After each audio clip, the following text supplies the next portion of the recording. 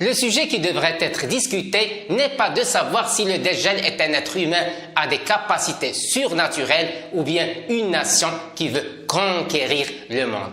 Cette question n'est pas importante en soi, mais l'important c'est de savoir comment se protéger de la fitna de l'antéchrist et comment ne pas se perdre dans cette fitna. Bon, le Dajjal, dans le sens arabe, est menteur. Mot dérivé du mensonge. D'après Hadith Umama al-Bahili, qu'Allah soit satisfait de lui, le prophète sallallahu alayhi wa sallam a dit du Dajjal, la partie de son fitna sera qu'il dira à un bédouin, pensez-vous que si je ressuscite votre père et mère pour vous, vous attesterez que je suis votre Seigneur?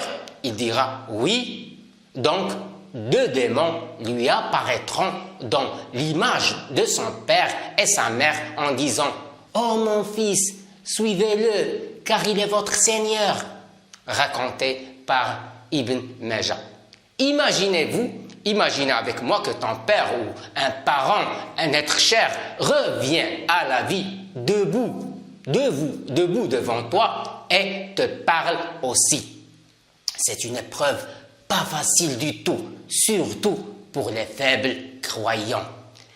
Et personne ne peut nier que cette technologie magique que nous vivons fait partie de la fitna de Dajjal.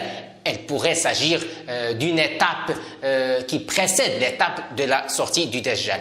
Et chaque temps a sa propre magie. Et selon les événements que nous vivons et l'accélération du temps, il devient clair que nous sommes à la fin des temps et personne ne doute de ça. Bon, les personnes qui ne s'inspirent pas des valeurs morales du Coran et de la Sunna seront induites en erreur par Ad-Dajjal et le suivront aveuglés par ses paroles.